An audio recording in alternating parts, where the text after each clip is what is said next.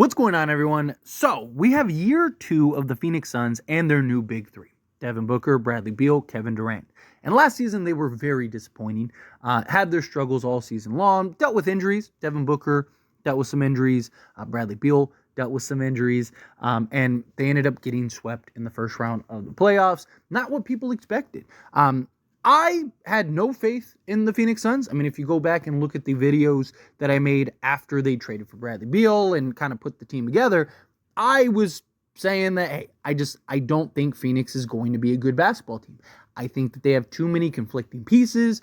I don't think that they're going to be very good defensively, and I just think it's going to be clunky and awkward, right? And lo and behold, exactly what happened. Right? They had too many conflicting pieces. They weren't good defensively. They were terrible in the fourth quarter because it was so clunky. They didn't have a real playmaker. It was an absolute mess.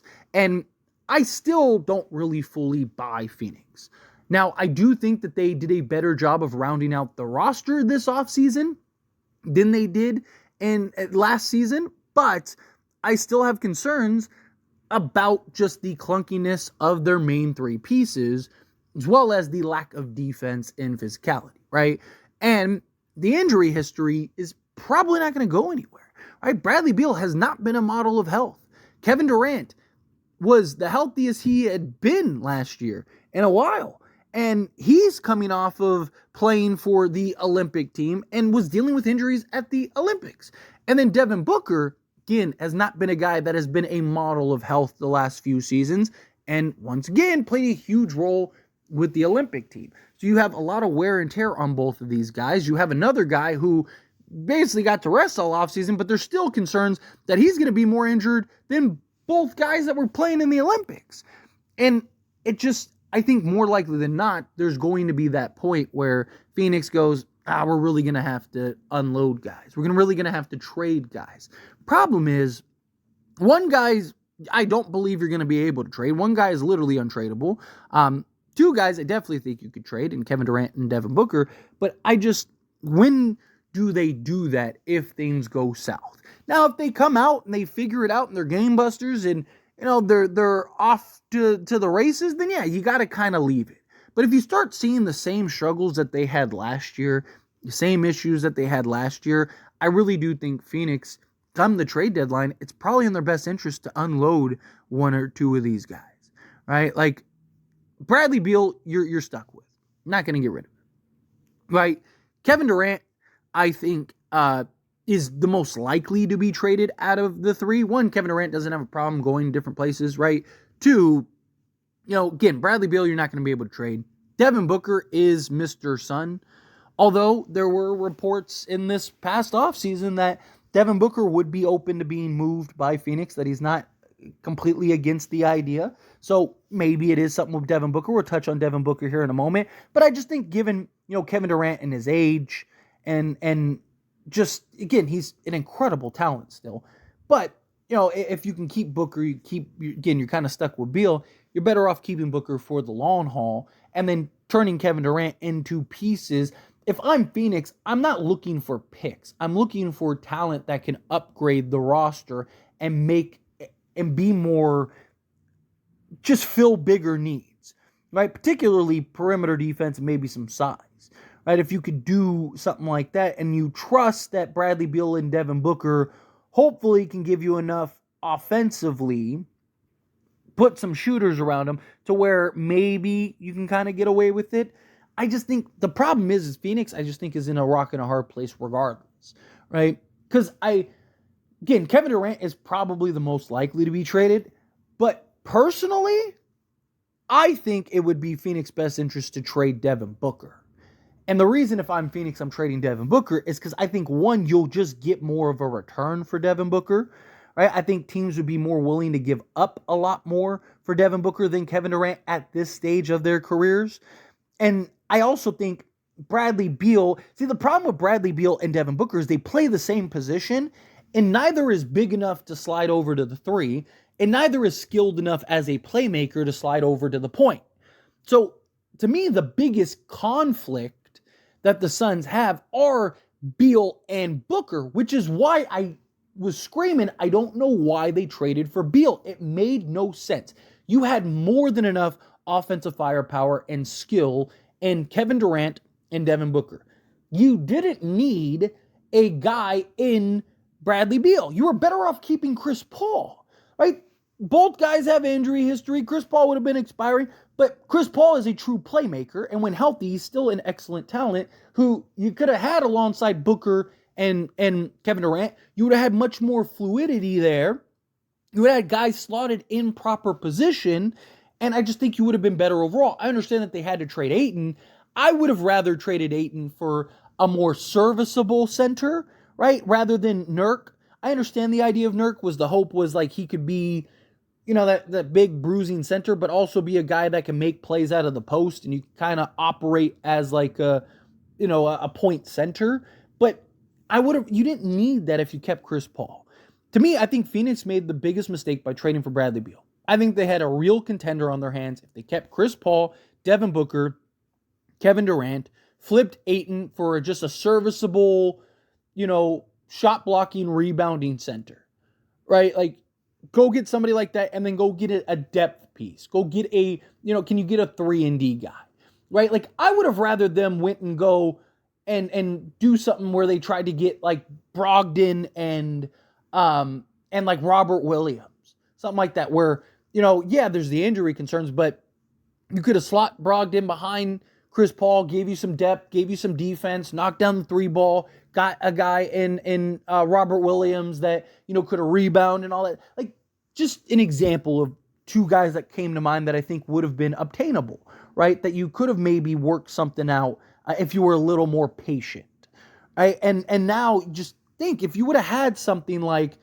a Chris Paul, a Devin Booker, a Kevin Durant, and like a Robert Williams, or you could have even had Brogdon slotted, and then, I just think that would have been much better.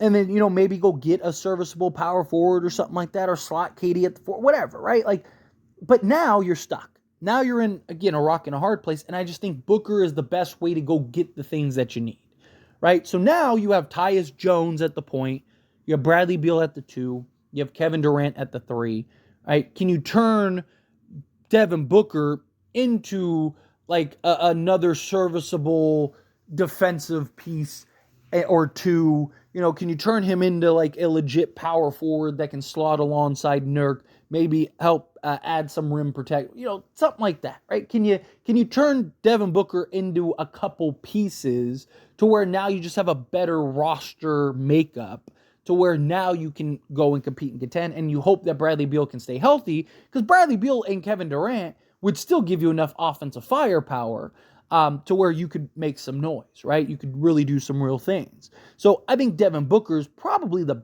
best option for the Suns. I just don't know if the Suns would actually trade Devin Booker. And then, again, Bradley Beal, I just don't see a scenario where you're going to be able to trade him. What team? One, he has a no trade clause. So one, you have to trade him to a place that he actually wants to go to. And two, it's like, what team is lining up to go take on $50 million for a guy that can only play 40 games a season, right? Like, you're paying the guy like $10 million a game, right? It's crazy. And it's just like, to me, this is where they went wrong. You had the new owner syndrome and Matt Ishbia, who came in and just saw the glitz and the glamour and said, oh man, let's go get the names on the back of the jersey. And we've seen time and time again that just doesn't work. That fails, that flops more times than any. And, it's very frustrating to watch a team that had it. You had it. You had it. You added Kevin Durant to Chris Paul and Devin Booker, right? You just needed to put the right pieces around those three, and you would have won. Right? I understand Bradley Beal's talent and upside is better than Chris Paul. And I know some people looked at it as like, man, you turn Chris Paul into Bradley Beal. But fit goes a long way. We have seen many teams throughout the history of the league get thrown together. I am a Laker fan. As a Laker fan, every couple years we have a new team that's put together that is just like on paper should win the NBA championship and can't even make the playoffs. right? You need proper positioning. You need proper slotting. And I just think Phoenix is the team that they had it. They had it. They probably win an NBA championship if they just turned Ayton into better slotted pieces and more depth and just stuck with the guys that they had. Right? You could have kept Chris Paul, you could have gotten him a new contract, right? You could have, had some wiggle room rather than now you're stuck with a $50+ million contract you're not going to be able to trade. And here's the biggest kicker.